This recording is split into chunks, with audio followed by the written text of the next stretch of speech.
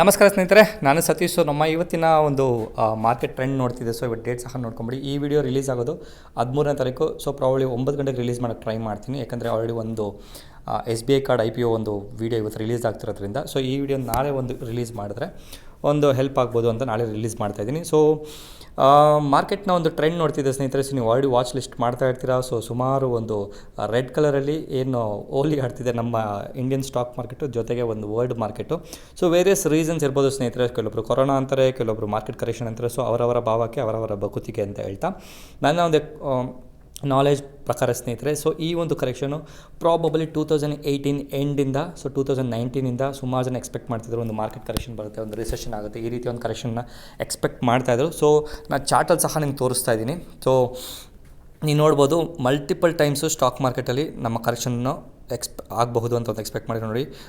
October 2018 ನವಂಬರಲ್ಲಿ try ಮಾಡಿದ್ರು, ಆಗಿಲ್ಲ. December 2018 try ಮಾಡಿದ್ರು, ಮತ್ತು ಅಪ್ ಮೂಮೆಂಟ್ ಹಚ್ಚಿದ್ರು. ಅದೇ ರೀತಿ ಒಂದು 2019 7th ಮಂತ್ ಟ್ರೈ ಮಾಡಿದ್ರು, ಆಗಸ್ಟಲ್ಲಿ ಟ್ರೈ ಮಾಡಿದ್ರು, ಸೆಪ್ಟೆಂಬರಲ್ಲಿ ಟ್ರೈ ಮಾಡಿದ್ರು. ಸೊ ಆಗಿಲ್ಲ. ಅದರ ನಂತರ ಸೊ ಲಾಸ್ಟ್ ಮಂತಿನ ನೀವು ನೋಡ್ಬೋದು ಕಂಪ್ಲೀಟಾಗಿ ಸ್ಟಾಕ್ ಮಾರ್ಕೆಟು ಒಂದು ಬೇರಿಶ್ ಟ್ರೆಂಡ್ ಕಡೆ ಟರ್ನ್ ಆಗಿದೆ ಅಂತಲೇ ಹೇಳ್ಬೋದು. ಸೊ ನೀವು ಮಾರ್ಕೆಟ್ ಈ ಒಂದು ಚಾರ್ಟ್ ತೋರಿಸ್ತಿರೋದು ಸ್ನೇಹಿತರೆ. ಸೊ ಒಂದು ಸೆನ್ಸೆಕ್ಸ್ನ ಒಂದು ಮಂತ್ಲಿ ಚಾರ್ಟು. ಸೊ ಅದರ ಜೊತೆಗೆ ನೀವು ನಿಫ್ಟಿಯ ಒಂದು ಚಾರ್ಟ್ ಸಹ ನೋಡಿ. ಬೇಸಿಕಲಿ ನೀವು ಸೆನ್ಸೆಕ್ಸ್ ತೊಗೊಂಡ್ರೆ ನಿಮ್ಗೆ ಗೊತ್ತಾಗ್ಬಿಡುತ್ತೆ ಸ್ನೇಹಿತರೆ. ಅದಕ್ಕಿಂತ ವಾಲ್ಯೂಮ್ ನಿಫ್ಟಿಯಲ್ಲಿ ಹೆವಿ ಇರೋದ್ರಿಂದ ಸೊ ಸುಮಾರು ಜನ ನಿಫ್ಟಿ ಪ್ರಿಫರ್ ಮಾಡ್ತಾರೆ. ಬಟ್ ನನ್ನ ಒಂದು ಎಕ್ಸ್ಪೀರಿಯನ್ಸ್ ಪ್ರಕಾರ ನೀವು ಸೆನ್ಸೆಕ್ಸ್ನ ಫಸ್ಟಾಗಿ ಪ್ರಿಫರ್ ಮಾಡಿದ್ರೆ ತುಂಬ ಒಳ್ಳೆಯದು. ಸೊ ಇದು ಸಹ ನೀವು ನೋಡ್ಬೋದು.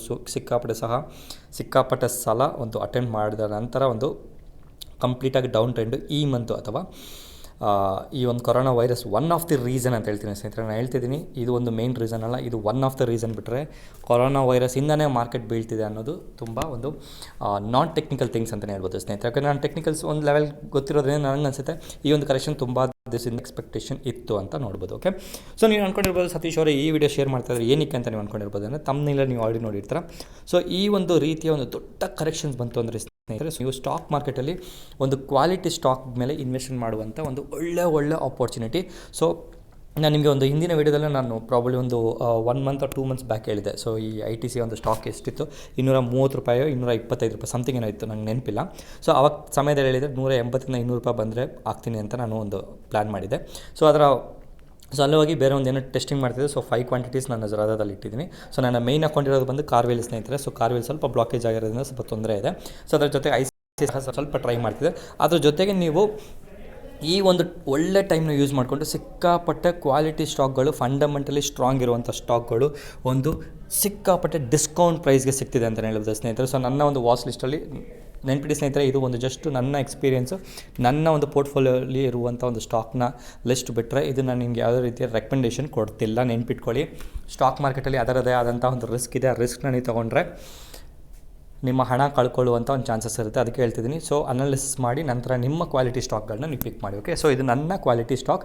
ಇದರ ಬೇಸಿಸ್ ಮೇಲೆ ನೀವೇನಾದ್ರು ಆ್ಯಕ್ಷನ್ ತೊಗೊಂಡ್ರೆ ಅದಕ್ಕೆ ನಾನು ಹೊಣೆಗಾರ ಅಲ್ಲ, ನೆನ್ಪಿಟ್ಕೊಳ್ಳಿ. ಸೊ ಸ್ಟಾಕ್ ಮಾರ್ಕೆಟಲ್ಲಿ ಕ್ಯಾಪಿಟಲ್ ರಿಸ್ಕ್ ಇದೆ 101%. ಓಕೆ, ಸೊ ಬಜಾಜ್ ಫೈನಾನ್ಸ್ ನೋಡ್ತಿದ್ದೆ. ಸೊ ITC ನೋಡ್ತಿದ್ದೆ. ಸೊ ITC ಒಂದು 180 ಬೈ ಮಾಡಬೇಕಂತಿದ್ದೆ ಸ್ನೇಹಿತರೆ. ಬಟ್ ಅದು ಕಂಪ್ಲೀಟ್ ಡೌನ್ ಟ್ರೆಂಡ್ ಆಗ್ಬೋದು ಅಂತ ಎಕ್ಸ್ಪೆಕ್ಟ್ ಮಾಡಿದೆ. ಸೊ 155 ಬಂದು ನಿಂತಿದೆ ಈಗ. ಸೊ ಮುಂದಿನ ಸೆಷನಲ್ಲಿ ಏನಾದರೂ ಹತ್ತಿರ 140 ಈ ರೇಂಜ್ ಬಂದರೆ ಬೈ ಮಾಡೋಣ ಅಂತ ಪ್ಲ್ಯಾನ್ ಇದೆ. ಅದರ ಜೊತೆಗೆ IPO ಒಂದು SBI ಕಾರ್ಡ್ಸ್ನ ಒಂದು IPO ಸಹ ಅಲೋಕೇಶನ್ ಆಗಿದೆ. ಸೊ ಅದರದ್ದು ಸ್ವಲ್ಪ ಒಂದು ಥಿಂಕಿಂಗ್ ಇದೆ, ಏನಾಗಬಹುದು, ಪ್ರೀಮಿಯಮಲ್ಲಿ ಲಿಸ್ಟ್ ಆಗುತ್ತೆ ಅಥವಾ ಡಿಸ್ಕೌಂಟಲ್ಲಿ ಲಿಸ್ಟ್ ಆಗುತ್ತೆ ಅಂತ. ಪ್ರಾಬಬ್ಲಿ ಏನಾದರೂ ಲಿಸ್ಟಿಂಗ್ ಡೇಟ್ ಸ್ವಲ್ಪ ಪೋಸ್ಟ್ಪೋನ್ ಮಾಡಿದ್ರೆ ಒಂದು ಫ್ಯೂಚರಲ್ಲಿ ಪಾಸಿಟಿವ್ ಆಗುವಂಥ ಒಂದು ಚಾನ್ಸಸ್ ಇದೆ. ಅದರ ಜೊತೆಗೆ ಬಜಾಜ್ ಫೈನಾನ್ಸ್ ನಾನು ವಾಚ್ ಲಿಸ್ಟಲ್ಲಿದೆ. ICICI ಬ್ಯಾಂಕ್ ಒಳ್ಳೆ ಸ್ಟಾಕು. ಸೊ SBI ಬ್ಯಾಂಕು ಹತ್ತಿರ ಒಂದು 170 to 180 ರೇಂಜ್ ಬಂದರೆ ಬೈ ಮಾಡುವಂಥ ಒಂದು ಚಾನ್ಸಸ್ ಇದೆ. ಸೊ IRCTCನ ಆಲ್ರೆಡಿ ಒಂದು ವೀಡಿಯೋ ಮಾಡಾಕಿದೆ IRCTC ಮೇಲೆ. ಸೊ ಇದನ್ನು ಪ್ರಾಬಬ್ಲಿ 1100 ರೇಂಜಲ್ಲಿ ಬಂದರೆ ಬೈ ಮಾಡುವಂಥ ಒಂದು ಪ್ಲ್ಯಾನ್ ಸಹ ಇದೆ. ಸೊ HDFC AMC ನಾನು ಆಲ್ರೆಡಿ ಹೇಳಿದೆ, ಇದು ನಾನು ಒಂದು ದೊಡ್ಡ ಮಿಸ್ಟೇಕ್ ಮಾಡಿದಂತಹ ಒಂದು ಸ್ಟಾಕ್ ಅಂತಲೇ ಹೇಳಿದ್ದು ಸ್ನೇಹಿತರೆ. ಸೊ 1300 ಟ್ರೇಡ್ ಆಗಬೇಕಾದ್ರೆ ನಾನು ಬೇಡ ಅಂದ್ಕೊಂಡು ಸುಮ್ಮನೆ. ಸೊ ಇದು ಒಂದು ಕಾಲದಲ್ಲಿ ನೋಡ್ಬೋದು, ಒಂದು ನಿಮಿಷ ನೋಡೇ ಬಿಡೋಣ ಯಾವ ಪ್ರೈಸ್ ಗಂಟ ಹೋಗಿದೆ ಅಂತ. ಸೊ ಒಂದು ಹೈ ಪ್ರೈಸ್ ನೋಡಿದ್ರೆ 3844 ಗಂಟ ಬಂದಿತ್ತು ಸ್ನೇಹಿತರೆ. ಸೊ ಇದು 1215 ಅಂತ ಅಂದ್ಕೊಳ್ಳಿ. ಸೊ 1215 ನಾನು ನೋಡಿದ ಒಂದು ಟೈಮಿಂದ ನೀವು ನೋಡ್ಬೋದು ಯಾವ ರೀತಿ ಒಂದು ಅಪ್ ಟ್ರೆಂಡ್ ಆಗಿದೆ. ಸೊ 3844 ಗಂಟ ಹೋಗಿದೆ. ಸೊ ಇದು ಮುಂದಿನ ಸೆಷನಲ್ಲಿ ಏನಾದರೂ ಅಕಸ್ಮಾತ್ ಏನಾದರೂ 2000 ಗಂಟ ಬಂದರು ಅಂತ ಹೇಳಿದ್ರೆ ಬೈ ಮಾಡುವಂಥ ಒಂದು ಪ್ಲ್ಯಾನಿಂಗ್ ಇದೆ. ಅದರ ಜೊತೆಗೆ HDFC bank, HDFC parent company ಸಹ ನನ್ನ ಲಿಸ್ಟಲ್ಲಿದೆ. ಸೊ ಇದೆಲ್ಲ ಒಂದು ಸ್ಟಾಕು ಈ HDFC ಬ್ಯಾಂಕ್ ಒಂದು ಪ್ರಾಬಬ್ಲಿ ಒಂದು 800-850 ಬಂದರೆ ಒಂದು ಒಳ್ಳೆ ಬೈ ಸ್ಟಾಕ್ ಸ್ನೇಹಿತರೆ. ಸೊ HDFC ತೊಗೊಂಡ್ರೆ 1400 to 1500 ಒಳ್ಳೆ ರೇಂಜ್. ಸೊ ಇದೆಲ್ಲ ಪ್ರೈಸ್ ಬರುತ್ತಾ ಅಂದರೆ ಖಂಡಿತವಾಗಿ ನಂಗೆ ಗೊತ್ತಿಲ್ಲ ಸ್ನೇಹಿತರೆ, ಯಾಕಂದರೆ ನಾನು ಸಹ ಒಂದು ರಿಟೇಲರ್ ಆಗಿರೋದ್ರಿಂದ ಸ್ವಲ್ಪ ವೆಯ್ಟ್ ಮಾಡಿ ನೋಡಬೇಕು. ಸೊ ನಂತರದ ಸೆಷನಲ್ಲಿ ಒಂದು ಒಳ್ಳೆ ಟ್ರೆಂಡಿಂಗ್ ಅಥವಾ ಮತ್ತೊಂದು ಒಳ್ಳೆ ಕ್ವಾಲಿಟಿ ಸ್ಟಾಕ್ಗಳು ಸಿಕ್ತು ಅಂತ ಹೇಳಿದ್ರೆ ನಾನು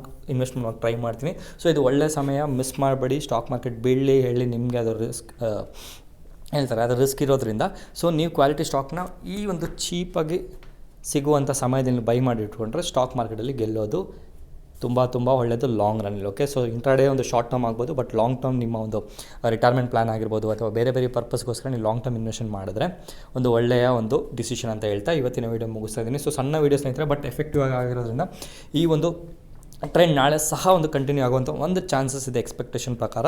ಸೊ ನೋಡುವ ನಾಳಿನ ಟ್ರೆಂಡ್ ಹೆಂಗಾಗುತ್ತೆ ಅಂತ. ಸೊ ಇವತ್ತು ನೋಡ್ಬೋದು ಮಾರ್ಕೆಟ್ ಹತ್ರ ಎಷ್ಟು 950 ಪಾಯಿಂಟ್ಸ್ ಗಂಟೆ ನಿಫ್ಟಿ ಬಿದ್ದಿತ್ತು, 3200 ಸಮಥಿಂಗ್ ಏನೋ ಗಂಟ ಒಂದು ಸೆನ್ಸಸ್ ಸಹ ಬಿದ್ದಿತ್ತು. ಸೊ ನಾನು ಟ್ರೇಡಿಂಗ್ ಆಡೋಕ್ಕೆ ಸ್ವಲ್ಪ ಟ್ರೈ ಮಾಡಿದೆ, but cover order bracket order ಎರಡು ಕ್ಲೋಸ್ ಮಾಡೋದ್ರಿಂದ ರಿಸ್ಕ್ ತೊಗೊಳಕ್ಕೆ ನನಗೆ ಇಷ್ಟ ಅಲ್ಲ. ಸೊ ಅದ್ರ ಬಿಟ್ಟು ಬೇರೆ ಸಹ ಒಂದು ಮ್ಯಾನ್ಯಲ್ ಟ್ರೇಡ್ ಮಾಡುವಂಥ ಒಂದು ಆಪ್ಷನ್ ಸಹ ಇತ್ತು, ಬಟ್ ನಾನು ರಿಸ್ಕ್ ತೊಗೊಳಕ್ಕೆ ರೆಡಿ ಇರಲಿಲ್ಲ. ಸಿಕ್ಕಾಪಟ್ಟೆ ವಾಲಿಟಾಲಿಟಿ ಇರೋದ್ರಿಂದ ನನ್ನ ಗ್ರೂಪಲ್ಲಿ ಸಹ ಅದೇ ಅಪ್ಡೇಟ್ ಮಾಡಿದ್ದೆ. ಓಕೆ, ಇದು ಒಂದು ಇನ್ಫಾರ್ಮೇಷನ್ ಸ್ನೇಹಿತರೆ. ಸೊ ಇದು ಇನ್ಫಾರ್ಮೇಷನ್ ಪರ್ಪಸ್ ಮತ್ತು ಎಜುಕೇಷನ್ ಪರ್ಪಸ್ಗೋಸ್ಕರ ಮಾಡಿರುವಂಥ ವೀಡಿಯೋ.